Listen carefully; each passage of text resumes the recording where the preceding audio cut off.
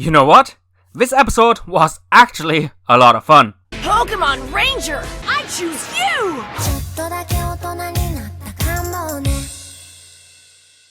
What's up, my dear boys and girls, it's your Ranger Boy here, and welcome to another review of Pokemon Horizons. And with episode 8, we've got the so-called warm-up episode right before we finally arrive to the Paldea region. But what if I would tell you that this quote-unquote warm-up was actually a lot of fun to watch? Don't believe me? Then grab some popcorn, grab some cookies, and let's do this. As fun as this episode was, it actually starts off very mysteriously, with both Freed and Murdoch hiding some sort of secret from the others, even to the point where they immediately send Roy back to sleep to not get discovered. What dangerously hidden secret? Just some delicious donuts. And despite Freed enjoying them very much, the cook of the ship seems to be very displeased for reasons we will find out later. The next day arrives, and while enjoying a delightful breakfast, the topic of Dot, aka the secret member of the Rising Voltaculus, comes up, and it turns out that she doesn't even bother with neither social interaction nor, eating food, because she thinks that both are a pain in the ass. Worried by her comrade, not eating food, Liko naturally is worried, but the rest of the crew calms her down by saying she eats gummies all days to get her nutrients, which first of all, that's definitely not how eating food actually works, and secondly, you can actually become sick eating gummies all day. But once again, I have to remind you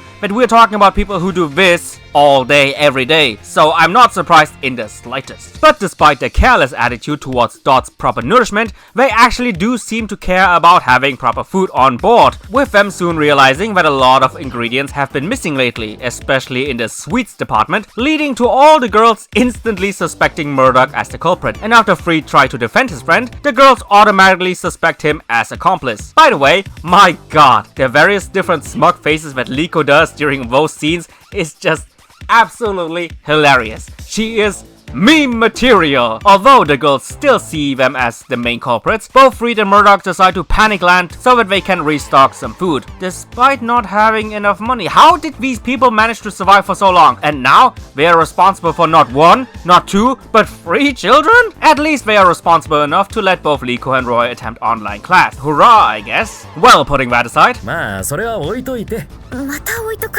after landing on a nearby town, they play rock, paper, scissors, and Roy loses, so he has to take care of the ship. But somewhat inheriting the spirit of Ash, Roy cannot accept being left alone doing all the chores, so he asks Liko to switch places with him in exchange for a secret. Funnily enough, Liko pretends to be helpful and considerate, but in reality, she really wants to be left alone so that she can enjoy an upcoming livestream from her favorite YouTuber Nidofing. By the way, remember when I just said that Roy inherited the spirit of Ash? Also, remember how people talked up Freed to be the spiritual successor of Ash? Well, scratch both of that, because during their shopping, they got scammed by a merchant who pretended to have information about Black Rayquaza in exchange for them buying a handkerchief. So in short, both of them went like Ash, but more like James. At least their shopping trip wasn't all for nothing, with Freed gaining at least a little bit of information in regards of the explorers, and with Roy testing out the skills he learned from last week's episode on a wild Spearow. Back to our girl. After finishing all the chores around the ship, Liko is ready to reward herself with some hidden sweets revealed thanks to Roy. But instead of a reward, she got an unpleasantly creamy surprise directly blasted on her face. But that didn't really sound right. At least she got some kind of reward thanks to Murdoch preparing a lunchbox for all the remaining crew members and seeing an opening to make a new friend. Liko takes the box and goes straight to Dot's room. Initially, she was unsuccessful of even talking to her, but after hearing music from her favorite YouTuber blasting out of Dot's room, Liko tries once again to make a new friend by telling her all the good things about her beloved internet personality, how cute Nidofing is, and how much she learned about Pokemon thanks to her idol. Dot then immediately answers back all the indirect praise of her internet fame by telling one of her biggest fans that she finds real-life interactions both annoying and a waste of time, that she has better things to do, and that Liko should leave her alone. After Liko left, you actually can see her feeling a little bit bad about her behavior,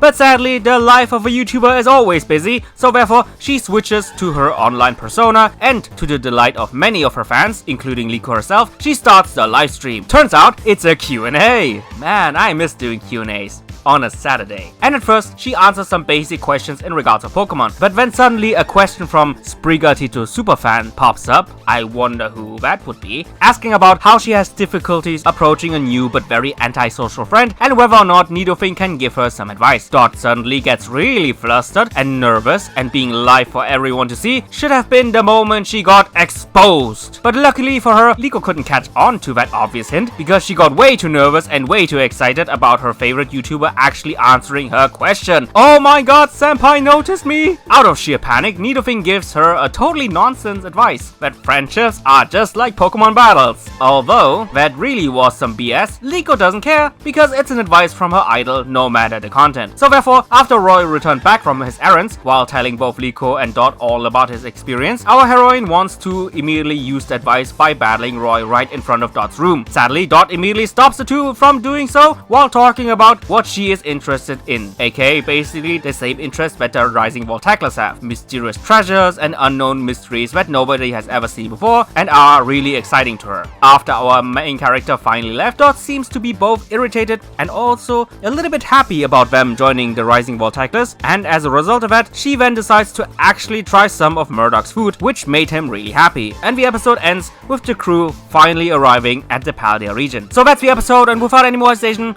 let's do some impressions. I will make it really short. This episode seems to be more of a filler rather than anything else, so therefore it's kinda obvious that from a plot progression point of view, this episode is not really that noteworthy. But the reason why in my opinion it was still a lot of fun to watch is that it got majorly improved and majorly carried thanks to all the character interactions and character moments in this episode, with the standouts of course being both Liko and Dot, aka Nidoking. With Liko we actually had some really nice and in a way really unexpected character moments, like for example the numerous smug faces she had towards both Reed and Murdoch, the somewhat disingenuous moment of her pretending to actually be considerate towards Roy's request when in reality she couldn't care less because it actually benefited her own desires, including putting on a fake smile and pretending to be indecisive. I never really expected someone like Liko to have a scheming nature, and to be honest, I love it. Last but not least, her reactions and interactions with Dot/Nidoking, with her stubbornly trying to be friends with her no matter what, and also the level of fangirling and admiration she displayed towards her idol to the point where she even totally ignored the quality of the advice since Liko admires her idol so much. Then we have Dot's numerous character moments, like for example how at first she in general shows a disdain towards the concept of social interaction in real life,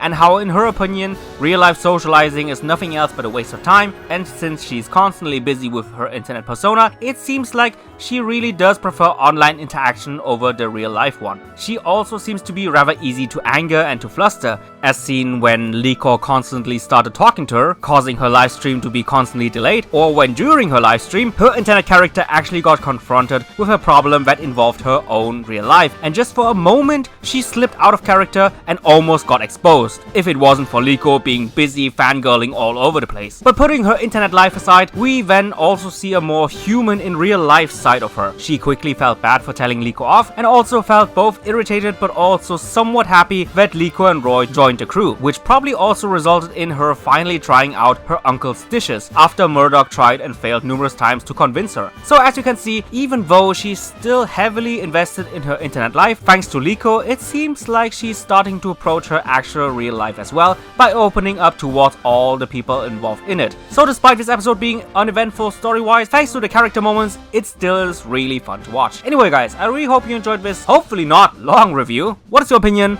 Tell me, and just like always, see you guys in the comments down below.